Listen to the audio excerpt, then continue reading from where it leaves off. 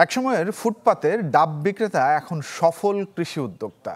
বাণিজ্যিকভাবে ক্যাপসিকাম এবং মাল্টা চাষ করে সবার নজর কেড়েছেন জয়পুরহাটের আব্দুর রশিদ। তাকে দেখে অনুপ্রাণিত হয়ে অনেকেই ঝুঁকছেন ক্যাপসিকাম চাষে। ঢালাইয়ের সেরা প্রিমিয়ার সিমেন্ট।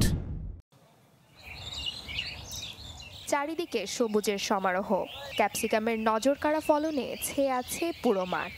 জয়পুরহাটের খেতলাল উপজেলার ধনতলা গ্রামের আব্দুর রশিদ মালচিং পদ্ধতিতে এবার ৩ বিঘা জমিতে ক্যাপসিকাম চাষ করেন।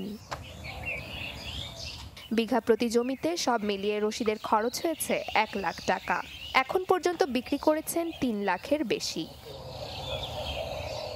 ২.৫ বছর আগে ইউটিউবে ভিডিও দেখে নিজ গ্রামে শুরু করেন কমলার বাগান সহ নানা জাতের ফসল ও সবজির আবাদ। এখন তিনি সফল কৃষি উদ্যোক্তা।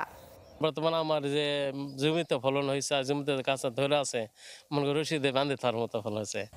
রশিদের এমন সফলতা দেখে অন্য চাষিদেরও আগ্রহ বাড়ছে ক্যাপসিকাম চাষে।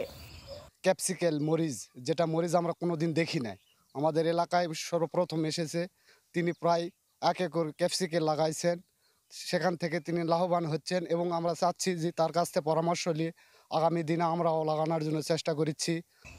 জমিতে এ চারা রোপণ করতে হয় অক্টোবরের শেষে।